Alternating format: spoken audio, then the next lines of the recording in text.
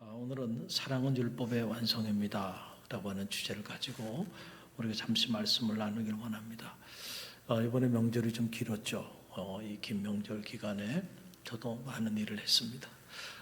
특별히 가까이 지내는 우리 지인 선배 목사님들 부부하고 이렇게 정기적으로 만나서 목회에 대한 많은 이야기들을 나누고 있는데 이번에도 명절 기간에 그런 모임을 가졌어요. 그러면서 서로 어떻게 사역을 했는지 또 어떻게 지내왔는지 서로 삶을 나누고 목회를 나누는 시간을 가졌는데 그 중에 한 목사님이에요. 과거에 우리 교회에 와서 부흥회를 인도하시기도 하셨던 그 목사님이신데 이분이 최근에 이렇게 암 판정을 받았어요. 전립선 쪽에 암 판정을 받아서 세브란스에서 12주간 중입자 치료를 받으셨어요. 근데 이분이 이제 자기 이야기를 하는 거예요. 건강하게 엄청난 사역을 하고 있는 분이에요. 그런데 본인이 이렇게 아파 보니까 사람들의 말에 상처를 많이 받았다는 거예요. 그 얘기를 하더라고요. 그러면서 그렇게 얘기를 하는 거예요. 위로한다고 하면서 설교조로 말하는 그 말에 큰 상처를 받았대. 그 자기는 평생을 설교를 하며 사는데 이 설교조로 하는 그 말이 위로가 되지 않고 상처가 되더라는 거예요. 그래서 그 교회 장로님 중에 한 분이 암으로 인해서 그동안에 어려움을 많이 겪었는데 이 목사님이 자신이 그렇게 아파 보기 전에는 그 아픈 사람의 마음을 진심으로 알질 못하고 자기가 아마도 설교조로 가르치듯이 위로를 했던 것 같다는 거예요. 그래서 마음에 너무 죄송한 마음이 들어서 그 장로님을 모시고 대화를 나누면서 장로님 혹시라도 제가 장로님이 이렇게 몸이 아프셨는데 그때 제가 말로 장로님에게 상처를 준 일이 있다고 한다면 용서해 달라고 그렇게 얘기를 했다는 거예요. 여러분 우리가 건강할 때는 웬만한 말 괜찮습니다. 우리가 여유가 있잖아요. 그런데 몸이 약하고 연약한 상태에 있으면요 말 한마디에도 큰 상처를 받습니다. 그래서 우리가 말을 잘해야 돼요. 근데 이분의 이야기를 듣고 어떻게 설교를 해야 될까 그 생각이 저는 들더라고요. 설교조로 하는 말이 상처가 된다는데 설교조가 아닌 언어로 설교할 수는 없을까?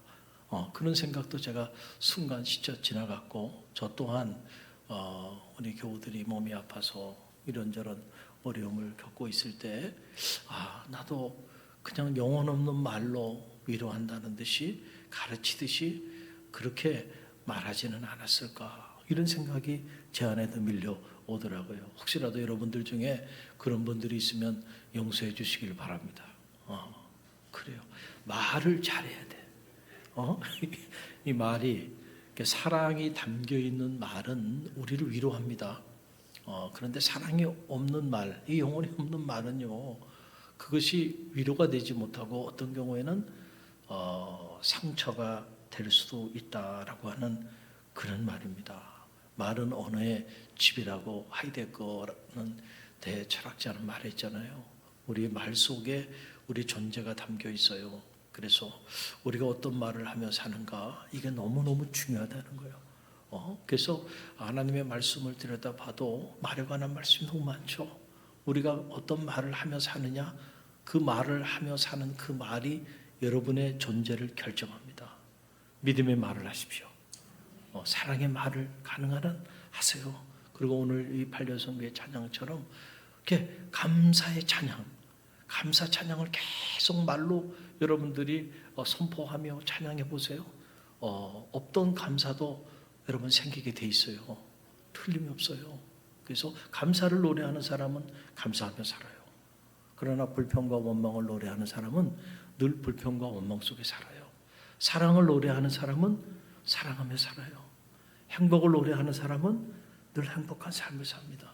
그 사람이 하는 그 말이 그 사람의 생각을 지배하고 그 생각이 그 사람의 삶을 지배하고 또 하나님은 우리의 외모가 아니고 우리가 하는 말, 우리가 품고 있는 마음의 생각, 이것을 통해서 하나님은 역사하여 주시기 때문에 그렇다라고 하는 그런 얘기예요. 여러분, 오늘 이 로마서 13장 말씀 정말 엄청난 말씀이에요. 인간의 언어로 어떻게 이런 말씀들을 다 해석할 수 있을까요? 저는 사실은 불가능하다라고 이렇게 생각이 들어요. 하나님이 제게 주신 지혜의 범주 안에서만 이 짧은 시간 제가 이 말씀의 의미를 여러분에게 소개할 뿐이에요. 할렐루야. 자, 오늘 말씀을 들여다보면 사랑은 율법의 완성입니다.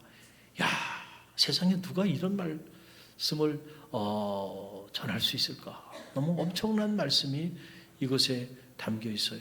우리의 전 인생론을 요약한 말씀이고, 우리가 인생을 살면서 정말 어떻게 살아야 할지, 누군가가 행복론을 쓴다고 한다면 그 행복론의 주제가 될 수 있고, 인생론을 쓴다면 그 인생론의 주제가 될 수 있는 그런 내용이 아닌가, 이런 생각을 하게 됩니다. 오늘 9절로 10절 말씀인데요. 저와 여러분이 함께 읽습니다. 간음하지 말라, 살인하지 말라, 도둑질하지 말라, 탐내지 말라 한 그 다른 계명들이 있을지라도 내 이웃을 내 자신과 같이 사랑하라 하신 그 말씀 가운데 다 들었느니라. 사랑은 이웃에게 악을 행하지 아니하나니 그러므로 사랑은 율법의 완성이니라. 아멘. 로마서가 놀라운 이유는요, 우리가 어떻게 구원함을 받았는지 그 구원론에 관한 말씀을 조목조목 잘 설명하고, 그리고 난 다음에 구원받은 성도들이 어떤 삶을 살아야 하는지 거기에 관한 말씀이 이 로마서 12장 또 13장 안에 조목조목 설명이 되어 있어요. 자, 오늘은 남을 사랑하는 사람은 모든 율법을 다 이루었다는 거예요. 이게 엄청난 말씀이 아닐 수가 없습니다. 그러면서 십계명을 소환합니다. 간음하지 말라, 살인하지 말라, 십계명의 이야기를 쭉 소환해요. 자, 십계명은 몇 개의 계명으로 이루어진 거예요? 여러분 참 기가 막히네요. 10계명. 그런데 이 10가지 계명은 이중적 구조를 가지고 있어요. 다시 말하면 이 내용이 둘로 이렇게 나눠져요. 그래서 종교개혁자 장 칼빈은 십계명에 두 돌비가 있는데, 두 돌비에 한 돌비에는 1계명부터 4계명이 기록되어 있고, 그 다음에 또 한 돌비에는 5계명에서 10계명이 기록되어 있다는 거예요. 자, 그런데 1계명에서 4계명의 내용은 보게 되면 이거는 대신 관계에 관한 계명이에요. 대신, 다시 말하면 하나님과 우리 사이의 관계에 관한, 어떻게 하면 하나님과 우리 사이에 좋은 관계를 이루며 살 것인가, 여기에 관해서 우리에게 주신 놀라운 계명이에요.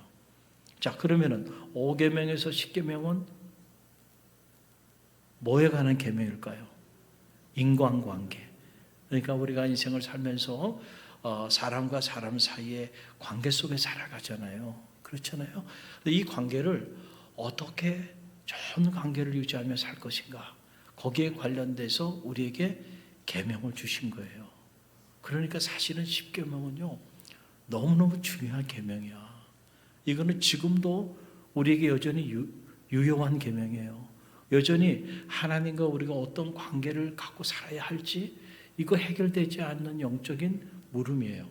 또 수없이 많은 사람들을 만나고 관계하며 사는데 인간관계가 쉽지가 않아요. 자, 어떻게 사람들과 관계하며 살아가야 할 것인가?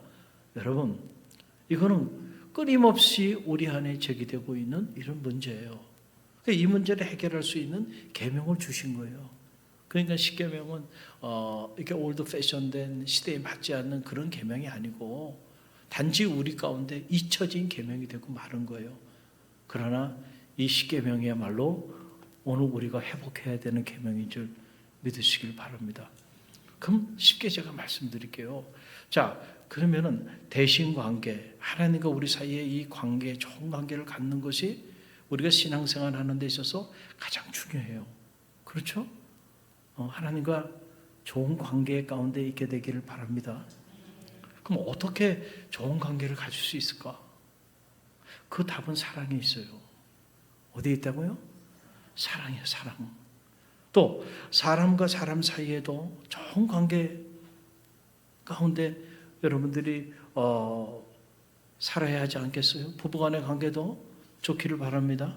부모 자식 간의 관계도, 교우 간의 관계도, 또 이웃과 또 직장 만나는 동료들과 또 만나는 많은 사람들과의 그 인간관계가 저는 여러분이 그 인간관계 때문에 여러분의 인생이 피곤해지거나 여러분의 인생이 무너지지 않게 되길 바랍니다. 오히려 그 관계를 통하여 여러분의 인생이 세워주는 축복이 있게 되기를 간절히 바랍니다. 때로는 하나님이 보내주신 좋은 관계들이 있어요. 그런데도 우리가 그런 관계들을 잘 관리하지 못하고 원수처럼 살아가는 사람들도 있는 거예요. 사울이 그 대표적인 예죠. 하나님이 다윗이라고 하는 귀한 사람을 보내주신 거예요. 사울을 돕도록. 그런데 그 인간관계를 잘못해가지고 원수간이 돼버린 거예요. 그래서 자기 인생도 그 일 때문에 비참하게 무너지게 된 거예요. 결국 인간관계에 실패한 겁니다. 그렇죠? 이 관계가 중요한데 그러면은 자 인간관계를 어떻게 해야 될까? 그 길은 오직 어디에 있어요? 사랑에 있습니다. 사랑.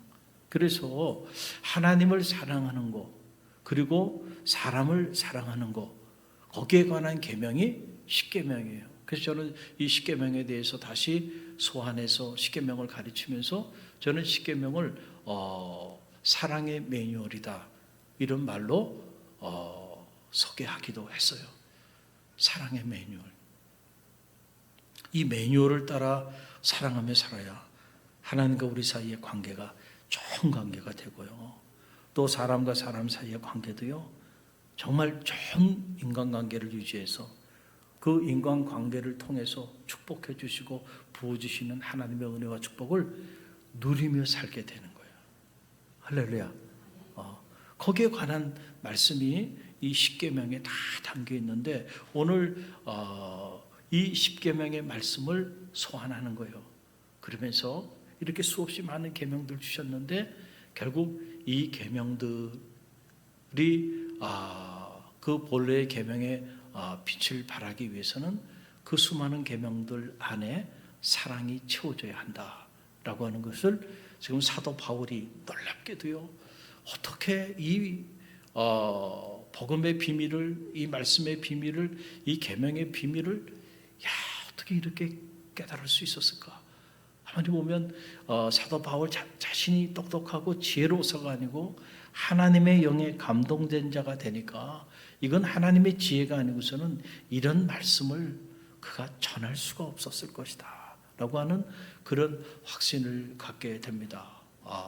사랑은 율법의 완성이다 라고 하는 말을 하면서 그가 남을 사랑하는 자들은 우리가 수없이 많은 계명들을 듣고 읽었지만은 결국은 이 모든 계명들이 하나의 길로 수렴되는데 그 하나의 길은 사랑이라는 거예요. 할렐루야. 어느 날 예수님이 이렇게 사역을 하시는데 예수님 주변에도 참 힘든 분들이 많이 있었어요. 그렇죠? 성경을 보면 자꾸 예수님을 시험하려고 하는 사람들, 예수님을 자꾸 이렇게 힘들게 하려고 하는 그런 목적을 가지고 주님 앞에 나온 사람들도 있고 또 주님에게 이런 질문 저런 질문을 던져서 주님을 시험하려고 하는 그런 사람들이 주님 주변에 많았어요. 그 보면 주님도 참 힘드셨겠다 이런 생각이 들어요. 어느 날 한 율법사가 성경에 보게 되면 시험할 목적을 가지고 시험하고자 주님께 나와서 질문을 해요. 어느 계명이 가장 큰 계명입니까? 목적 자체가 주님을 무너뜨리려고 하는 수없이 많은 계명이 있는데 그 중에 어느 하나를 짚게 되면 나머지 계명들에 대해서 문제 제기를 할 수밖에 없는 상황이 지금 던져진 거예요. 그때 주님께서요 주저하지 않고 하신 말씀이 뭐예요? 주님 뭐라고 말씀하셨어요? 내 마음을 다하고 목숨을 다하고 뜻을 다하여 주 너희 하나님을 어떻게 해라? 사랑하라. 이것이 가장 크고 첫째 되는 계명이다. 그 둘째는 이것이니 내 이웃을 내 몸처럼 사랑하라. 이것이 이 두 계명이 온 율법과 선지자의 강령이니라. 그러니까 이 짧은 말씀 안에 십계명의 하나님 사랑과 이웃 사랑이 녹아 들어가 있는 거죠. 할렐루야. 지금 사도 바울은 이 모든 계명의 비밀을 다 소화하고, 그리고 오늘 이 로마서 13장 짧은 말씀 안에서 사랑은 율법의 완성입니다. 수없이 많은 율법이 있는데 결국 그 율법들은 하나님을 사랑하는 일과 사람을 사랑하는 일로 요약이 되고, 할렐루야. 결국 이 둘은 사랑이라고 하는 이 한 단어로 축약이 된다는 거예요. 그래서 정말로 우리가 사랑하며 살면 율법 몰라도 돼. 여러분이 정말로 주님을 사랑하는 까닭에 주님께 나와 예배하고, 주님을 내가 너무너무 사랑해서 주님의 피로 값주고 사신 교회, 내가 모습이라도 좋아. 왜냐하면 내가 주님을 너무 사랑하는데 주님의 피로 값주고 사신 교회니까 그 주님을 사랑하는 까닭에 봉사하고, 주님을 사랑하는 까닭에 내가 주님께서 내게 말씀하신 말씀을 생명처럼 여기고 그 말씀대로 복음을 전하는 삶을 사는 거예요. 할렐루야. 정말로 주님을 사랑하면 나머지는요, 사실은 몰라도 된다는 거예요. 그 삶이 이미 계명이 프레로마, 완성된 삶을 살게 돼 있다. 남을 사랑하며 살아가는 사람들, 이웃을 자기 몸처럼 사랑하는 사람들, 그 사람들에게는 더 이상의 설교가 필요 없어. 이미 그 사람의 삶 자체가 말씀이 완성된 거야. 계명이 완성된 거야. 그러니까 정말로 중요한 거는 뭐예요?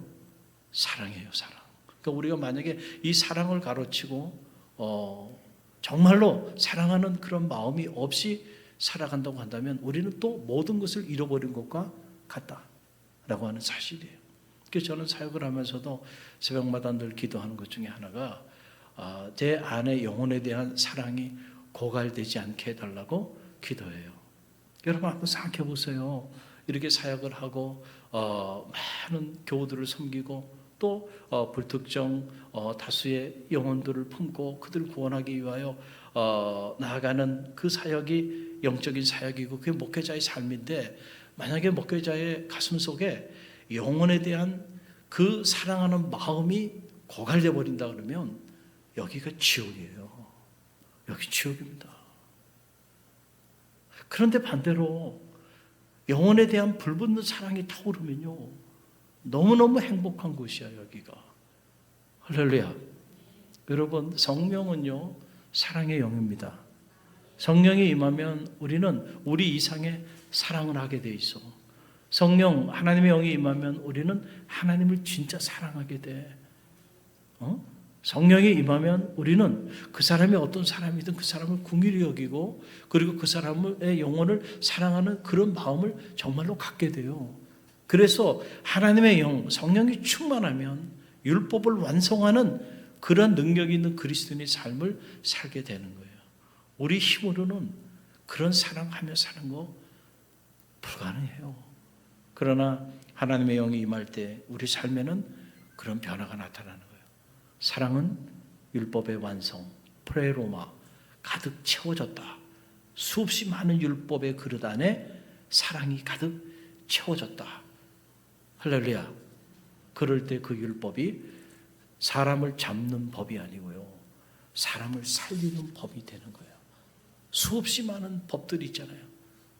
그 법들이 존재하는 이유는 사람을 이롭게 하고 생명을 살리기 위한 거지 생명을 죽이기 위한 것이 아니란 말이에요.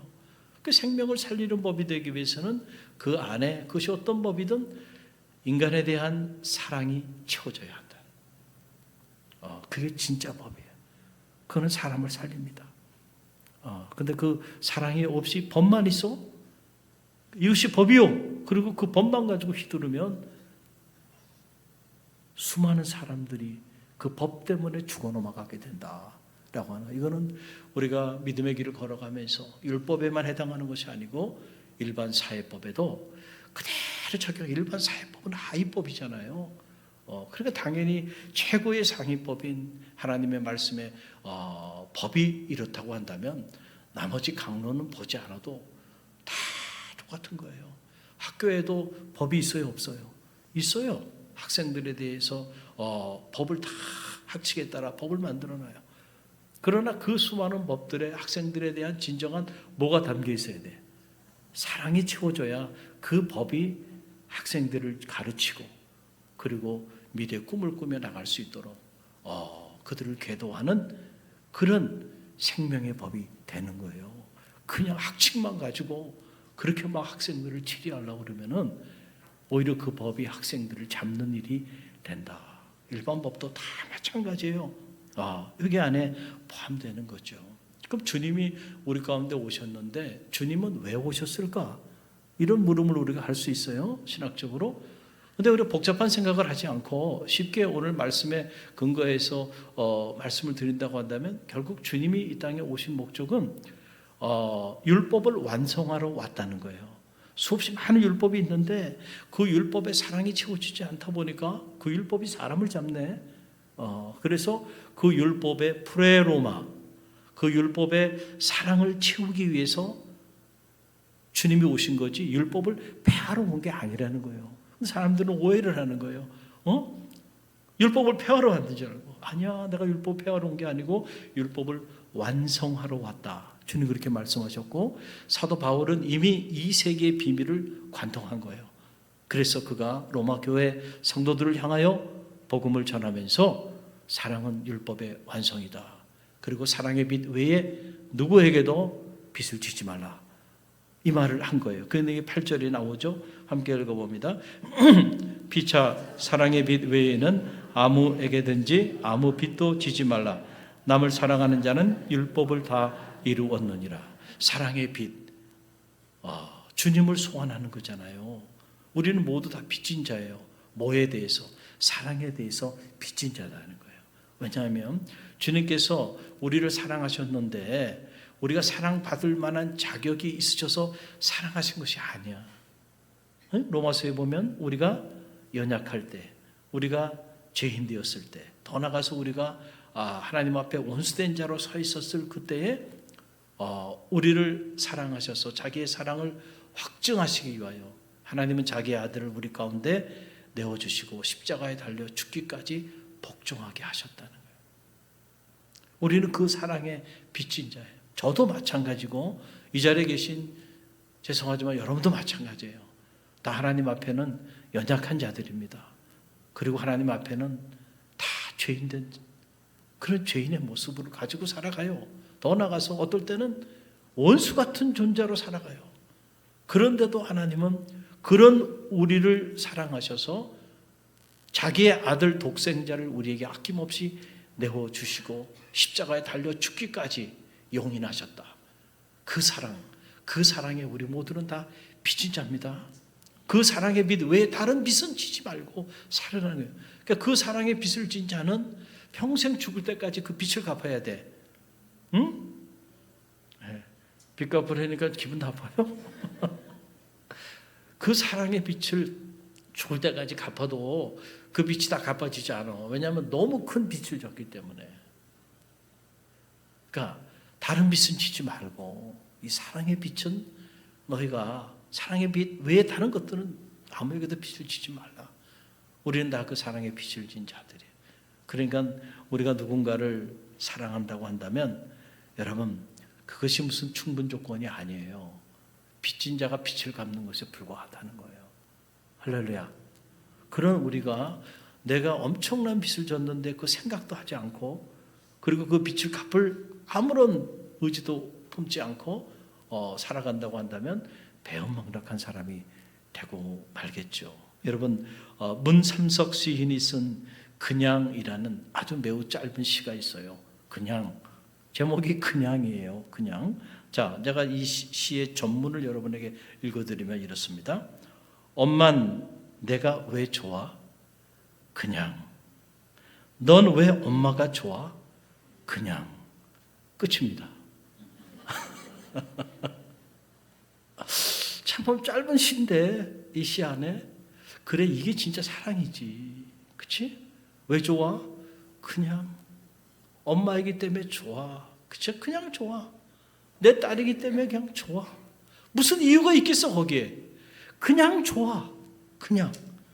그게 진짜 사랑이죠. 무슨 뭐 왜 좋아해? 이런 조건 저런 조건. 그런 조건들 때문에 사랑하는 사랑이라고 한다면 그런 사랑은 늘 불완전해요.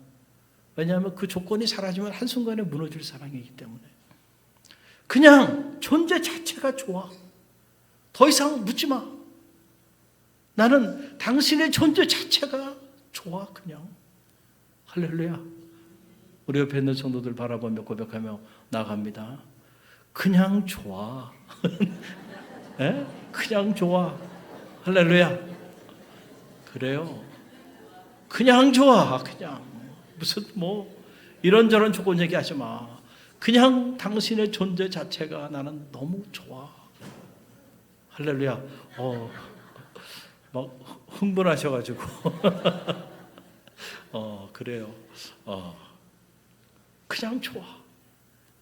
여러분, 우리가 그렇게 살아가는 축복이 있게 되기를 바랍니다.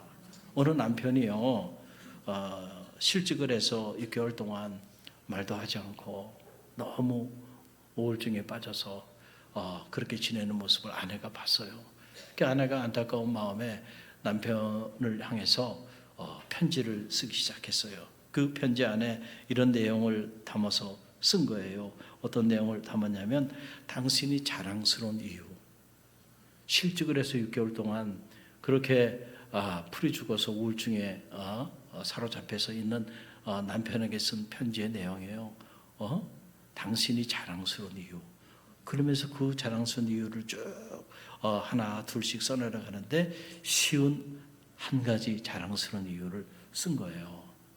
그래서 그 편지를 남편에게 건네줬어.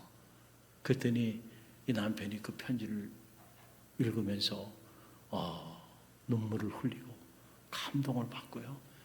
그리고 다시 활짝 웃으면서 다시 일어나서 제기했다고 하는 그런 이야기예요. 당신이 자랑스러운 이유. 뭐 쉬운 한 가지는 아니더라도요.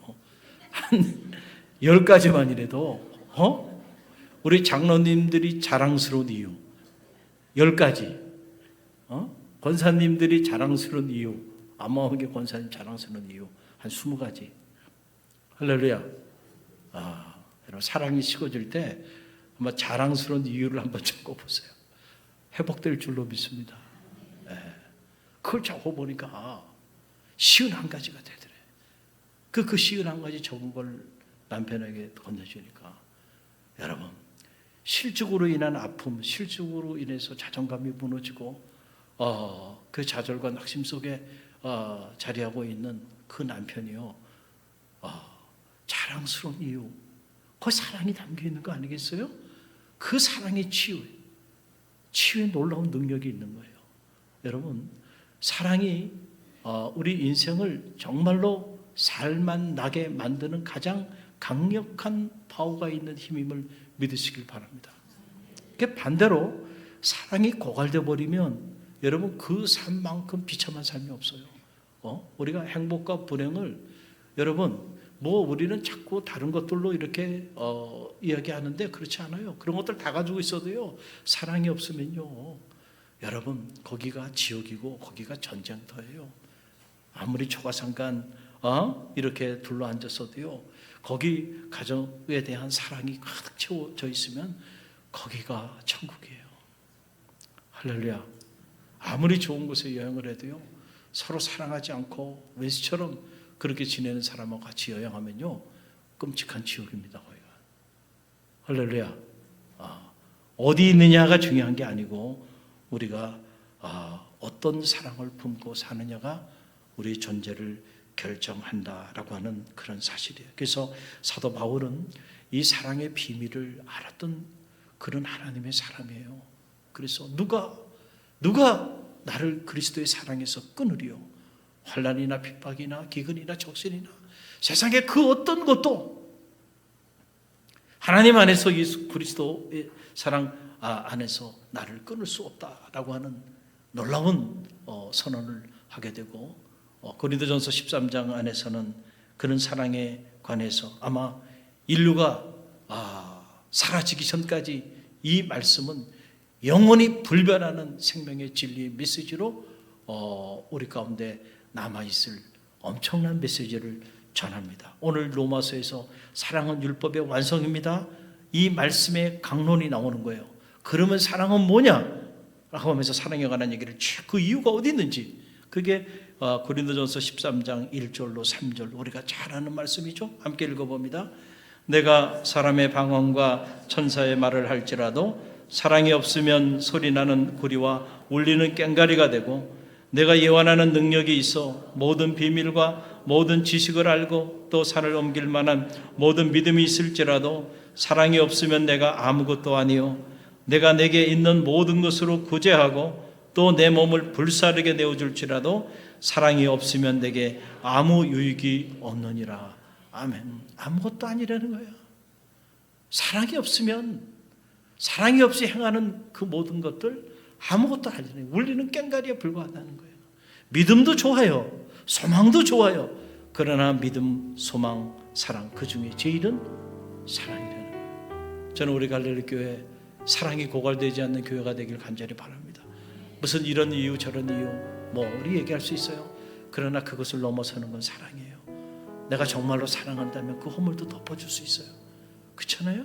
그래서 우리가 자식의 허물을 덮어주잖아요. 왜냐하면 자식을 정말 사랑하니까. 할렐루야. 내 허물처럼 여기고요, 가슴 아파하는 거잖아요. 우리는 그런 사랑이 갈릴리 교회 성도들의 사랑이 되길 바라고, 그 사랑이 우리만의 사랑이 아니고 우리에게 맡겨진 이 사명, 죽어가는 많은 영혼들을 품고 그 사랑을 가지고 영혼을 살리며 나가는 그런 우리 갈릴리 교회, 우리 판려 성교뿐만 아니고 우리 모든 성도들이 되시기를 주님의 이름으로 간절히 축원드립니다.